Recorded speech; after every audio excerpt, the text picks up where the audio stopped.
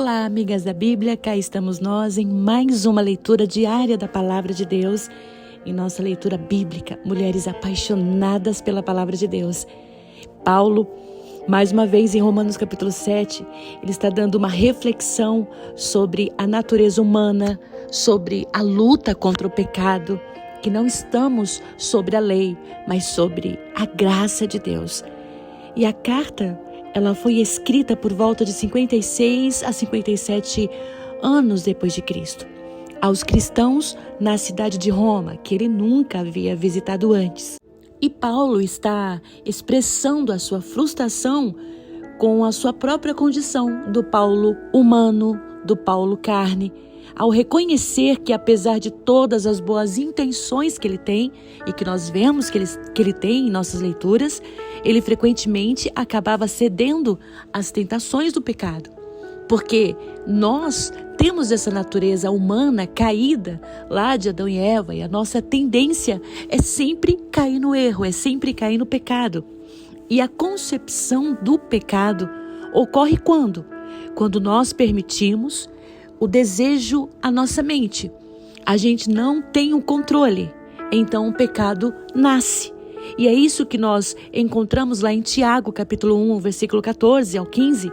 Cada um, porém, é tentado pela sua própria cobiça, sendo por essa arrastado e seduzido. Quantas pessoas elas são seduzidas ao erro e não conseguem mais sair? Por exemplo, existem pessoas que têm a mania de mentir, e a mentira para ela se torna um vício. Mesmo sendo uma pequena coisa, ela mente. E para ela está tudo bem. Existem pessoas que têm algum ponto fraco. E o inimigo sabe qual é o teu ponto fraco. Ele sabe qual é o lado que ele pode fazer com que você olhe e fale, que legal, não tem problema. Depois eu peço perdão para Deus. Deus não vai ligar nesse pequeno detalhe. Mas você não tropeça nas pedras grandes, não é verdade? As pedras grandes no seu caminho você vê e logo sai de fora delas. Mas as pequenininhas você não consegue enxergar. E são as pequenininhas que você tropeça. E é nisso que o pecado vem. Nas pequenas coisas, ele vai entrando hoje, entrando amanhã. E quando menos espera, nós estamos sendo escravos do pecado, achando que está tudo normal. Então Paulo, mais uma vez, ele está dizendo que nós temos em nossas vidas uma guerra muito grande, composta por duas partes distintas.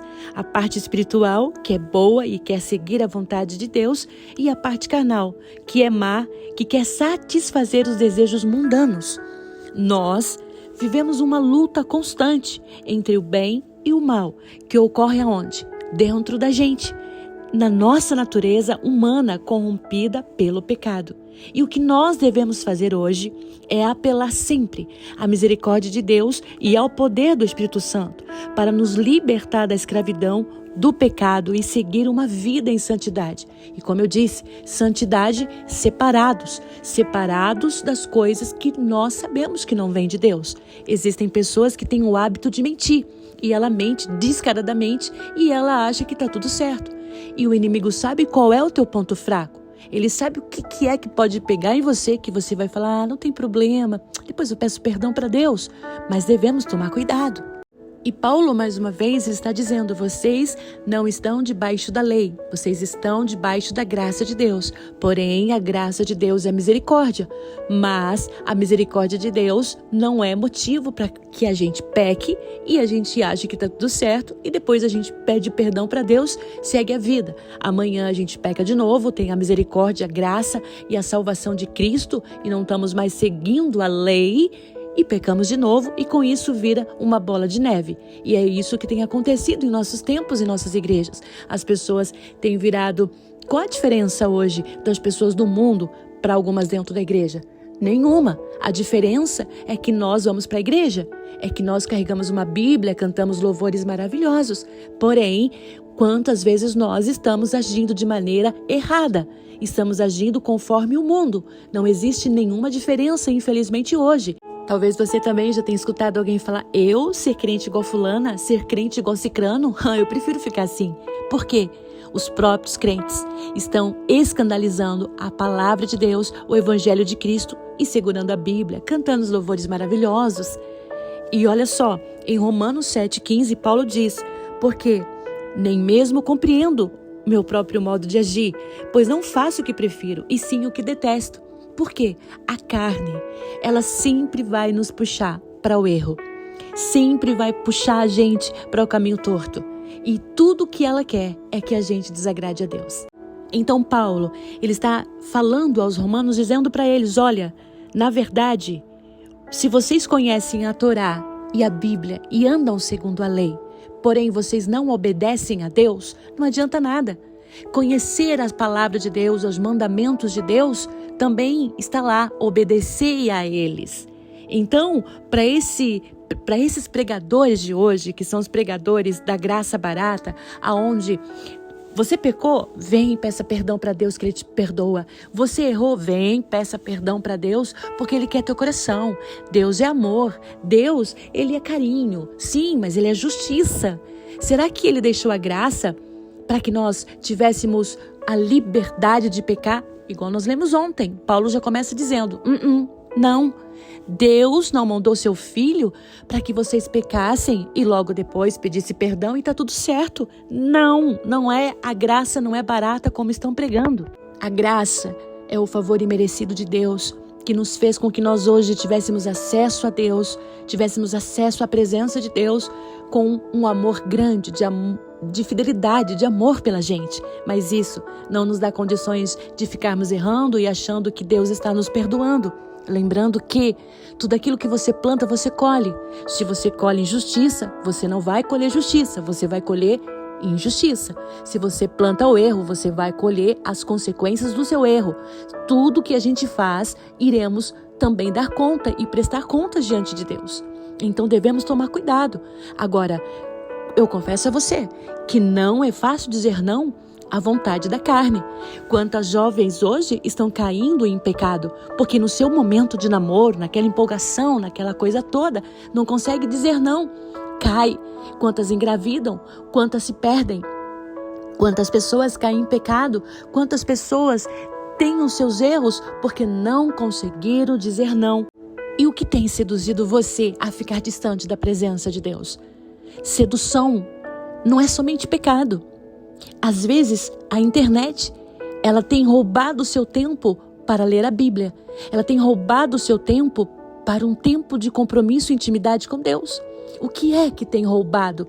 Quem está vencendo na sua vida? O que é que tem roubado o seu tempo com Deus? O que é que tem distanciado você da presença de Deus? Que você sabe que você já não é mais a mesma pessoa. A Bíblia fala em Romanos 7,15, Paulo disse, porque nem mesmo compreendo o meu próprio modo de agir, pois não faço o que prefiro e sim o que detesto. Gente, é assim, a gente não quer errar, a gente não quer pecar, nós não queremos entristecer o Espírito de Deus, mas é uma luta. O Espírito diz não, a carne diz sim. O Espírito diz não vai, a carne diz mas é bom, é gostoso, não tem problema, tem um monte de gente fazendo. Sabe, o Espírito diz não, Deus não vai se agradar. Ah, mas depois eu peço perdão, a carne diz, depois você pede perdão e tá tudo certo. Quem vai vencer em nossa vida?